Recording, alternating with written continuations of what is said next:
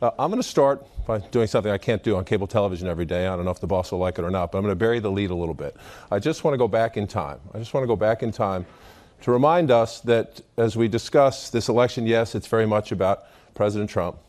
But let's come here to full county. Get this to work. Well, I guess I'm not going to do what I'm going to do here. Let's try it again. There we go. We get this to work. Here we go. This is the United States of America 1992 presidential election. If you can't see over there, I'm sorry. But you see all this blue in the middle of the country? This is by county. Presidential election by county. Look at all the blue in the middle of the country. Here's another way to look at it. This is Bill Clinton winning. You see Bush and Perot there. The shading here is by how much those counties were won by. So if they're dark red, Republicans won them big. If they're dark blue, Democrats won them big. Look at all the lighter blues, the lighter reds, and the whites. The whites are 50-50 counties in America. This is the world we lived in not all that long ago. Not all that long ago. Remember that. A competitive America where Democrats and Republicans had to compete for votes, talk to each other, and respect each other, because otherwise you couldn't win. Okay, let's come now. Same map. 2016, the election of Donald Trump. Look at all that red. Look at all that red. And look at how dark the red is and how dark the blue is. Republicans win and Democrats win by big margins. They don't have to talk to the other side. And this is, I'm on the coast, so I will say this is a lot of Americans who live on the coasts, who live in this city and who live on the other coast don't understand this. And I don't mean that disrespectfully, but they don't take the time to process this, especially if they don't like the president or if they don't like the Republicans being in charge. They don't process this. We live in a center-right country. Whether you agree or disagree, Republicans have been winning the argument in races for state legislature and races for governor, but the election that's in 15 days could change this map. Remember this, not just the states, not just the House races. When you look at the data, look at the counties. Is America changing? Forget the candidates. I don't mean that disrespectfully to the candidates. I don't mean that disrespectfully, will the Democrats win the House or the Republicans win the House? Is America changing? Both parties are in the middle of transitions that we don't know where they're going. The question is, what do the voters want? And this is the country we live in now. Donald Trump is a symptom of the polarization. He's not the cause of it. He's not the cause of it. Now, he does, like everything he touches, it gets louder and it gets more interesting. That's a neutral word, but we'll see. Now let's come here. There are 435 elections for the House. About 100 of them really matter, probably in the 80s right now. Anybody who tells you 15 days out what's going to happen is lying or making their best guess. Let me be polite. Making their best guess, because we do live in the age of Trump, number one. If you all lived through 2016, you know what I'm talking about. And B, it's incredibly competitive. I just want to show you, I want to come to a different map. Well, first, let me just show you a couple things we can do on election night that I think are really important. Number one, Democrats need 23 to pick up the House. There are 25 districts representing by Republicans today that Hillary Clinton won in the 2016 election. Call that the low-hanging fruit. If this is a blue year, if this is a Democratic year, Democrats should be able to get most, if not all, of their 23 right there. So that's what you'll watch on election night, the low-hanging fruit. Are the Democrats succeeding? And a lot of them are over here. So the East Coast poll closings, a lot of them are this way. You'll get a sense early on, are the Democrats performing in the way they need to perform? One other thing I want to look at here is female candidates. There are women on the ballot for at least one party in November in 208. At least one woman candidate in 208 races. There were 84 who won in 2016. No matter which party wins, there will be a lot more women in the House of Representatives in January. It's just simple math there. And that's a great thing for the country and a good thing for the country. We'll see who they are, Democrats or Republicans. I'm going to switch maps now because I just want to go to what everybody's wondering about. And you're going to have perhaps the potential next speaker in the room in a few minutes, I think. We currently have by CNN race rankings, dark blue, solid Democrat, lighter blue, lean Democrat, likely and solids there. You see the Republicans. We have the Democrats leading right now, heading into the final stretch. Again, you'll be able to know when the early results start to come in. This is New England and New York. Democrats think they can pick up as many as 10 seats here.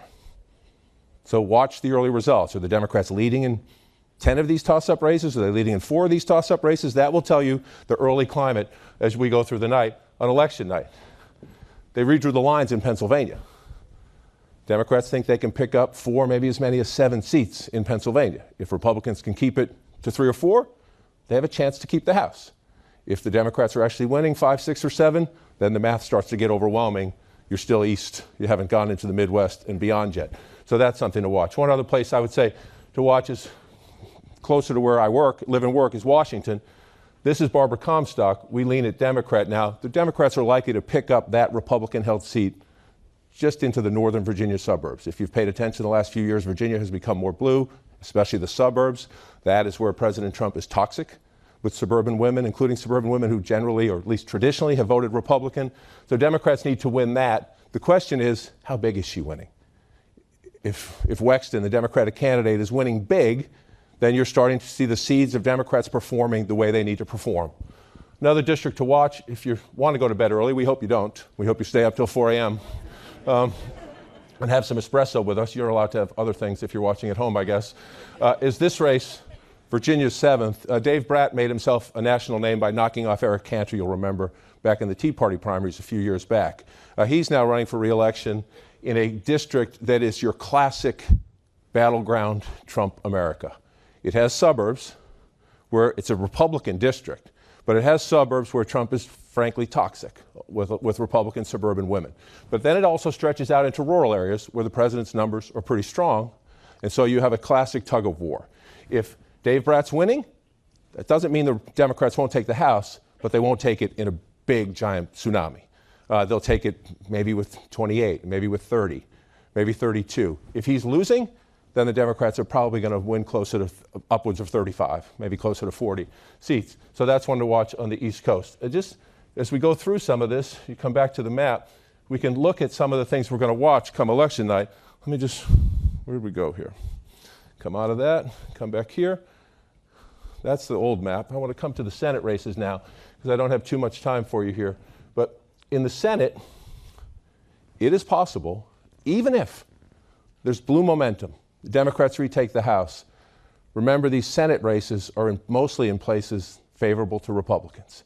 It is possible that Nancy Pelosi, who will be here in a few minutes, is trying to organize the votes to be the next speaker, and Mitch McConnell is back as the Senate Majority Leader with more votes, more Republican senators, which normally doesn't happen in a midterm year. Most midterm years, it breaks late, one party gets it. That's what happened in the Tea Party years of 2010 and 2014. Democrats didn't like those. If you're a Democrat, you remember 2006, everything broke late for the Democrats. This year's a little different, and we could show you some of the reasons why. NBC Wall Street Journal just asked this question. Who are you going to vote for? Democrat or Republican when you vote in your congressional election? A 9-point lead for the Democrats should tell you it's a blowout. It's a blowout. 9-point lead in the generic ballot. Democrats should win the House without question, and they should, with numbers like that, have a pretty good chance of taking the Senate. That's a huge lead. But there's a contradiction, I will call it anyway, in this. The President of the United States is actually at an all-time high in his polling numbers. In the Wall Street Journal poll with likely voters, he's at 45%. If you average out the 4 latest Trump approval polls, he's at 44%. That's historically low, but for this president, a high. And smart Republican strategists will tell you that if this president's around 45%, they think they can keep the Senate, and they think they might have a shot at keeping the House. The House, because of the Clinton districts, because of the suburbs, is a much tighter, tougher hill for the Republicans to climb. Most Republicans think the House is gone. 15 days, though. I lived through 2016. I'm not going to predict anything. And you see what the president's doing to try to turn up. But this is a contradiction. A big Democratic lead, but the president is coming up. So what does that mean? If the president's at 44, 45% nationally, just like in a presidential race, do not overinvest in a national poll. These races are playing out all over the country. A lot of them in that red America I showed you. If he's at 45% nationally, that means he's 50 plus in Texas. So a month ago, Beto O'Rourke, today, as the president heads to Texas for a rally, not saying it's impossible, but not so much. You see the numbers, Texas is becoming more of a Republican state. As the president comes up, Democratic chances in those tough states go down. It's simple. Heidi Heitkamp, she had an unforced error last week as well. Her race was already starting to trend away. A Democrat trying to hold on in red, really red, America. If you notice where the president was last week, he doesn't like John Tester. He was out in Montana. Remember John Tester called Candyman, Dr. Ronnie Jackson, when the president wanted to make the White House physician the head of the Veterans Affairs Department. This is a two-point race. Republicans can tell you their guy's up to, Democrats will tell you their guy's up to. That's where we are, 15 days. If the Republicans can turn that, the president was also out here. Democrats are very frustrated about this. This is the most vulnerable Senate Republican, Dean Heller, and yet he's in a 50-50 race. It's a tied race going into the final days against a Democratic candidate who Democrats think has not quite put it together. It's also a very tough state. It's a very tough state. And the president was in Arizona. Not that long ago, Democrats were saying we're going to take Arizona and Nevada. Now, this race again, into the end, a dead heat. So let me give you a scenario. This does not mean it will play out this way. But if you see where we have it now, we have either solid, likely, or lean 49 Republican. Solid, likely, or lean 45 Democrats. Republicans right now have 51. Democrats would have to run the board here or change something, but run the board here to get to a Senate majority. Possible, but the numbers today don't suggest that's likely. And remember, President won, President won, President won, President won, President won, President won, President won. So the president's at 45% nationally. He's above 50 in all of these states that will decide the fate of the Senate. And they have money. Democrats too, but Republicans are competitive financially. So it is not out of the realm. I'm going to give this one to Bill Nelson. I don't know if that's how it's going to turn out, but he's ahead right now. You've got a very competitive governor's race. Don't discount the governor's races. Especially in the Midwest, Democrats are going to make gains in the Midwest. In the governor's races, that does have a coattail effect down ballot, just like in a presidential race. Don't discount those. But for the sake of argument, I'm going to say Bill Nelson holds on with his narrow lead there. That's a very tough race. But Florida is more favorable to Democrats than Tennessee. Can Phil Bredesen win? He can. But let's just say the president above 50 helps there. Joe Donnelly's now cutting ads where he's chopping wood, saying, I disagree with my party on the border wall. I disagree with my party on military spending. That tells you Joe Donnelly's worried. If you're running ads saying, I'm a Democrat, but not really, that means you're worried. It's a very tough state for a Democrat. I'm not making fun of Senator Donnelly. Let's say it's possible, Republicans pull that one out. Tester's a fighter. I'm just giving you this for a scenario. That imagine after the election, if the Republicans hold Arizona and somehow manage to hold Nevada, even take one or two of these away if you wish, it is possible Mitch McConnell, even with a Democratic House, comes out with 53 or 54.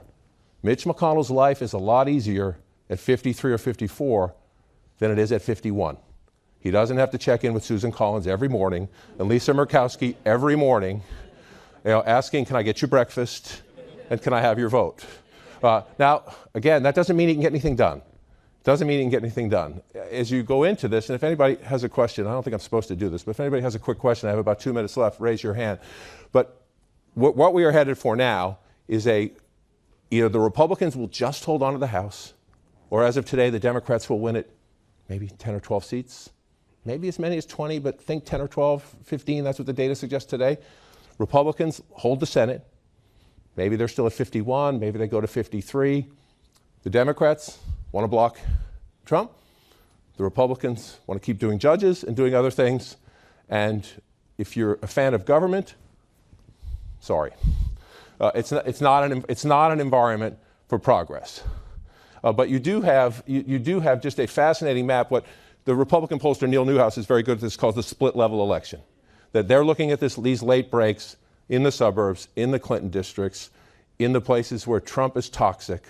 There's enough of those that they see the House slipping away, not that they don't have 2 weeks to try.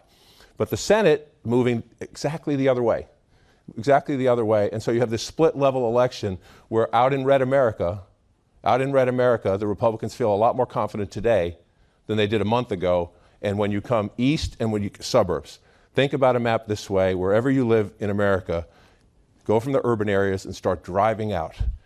The farther you get from an urban area, the more Republican it gets. But you have to drive a lot longer than you used to. Used to be you didn't have to drive very far, and all of a sudden you were in Republican country. Now, you got to go a ways. That is the structural problem for the Republican Party, and I'll close on that. We're going to have a midterm election in 2 weeks. If the Republicans lose the cities, lose the African American vote, lose the Latino vote, lose women in the suburbs, lose the young vote, that is not a long-term arc for a successful party. The current president is worried about 2020. If you're worried about 2022, 2024, the Republicans are in a demographic ditch. They will not solve it in 2 weeks. Thank you.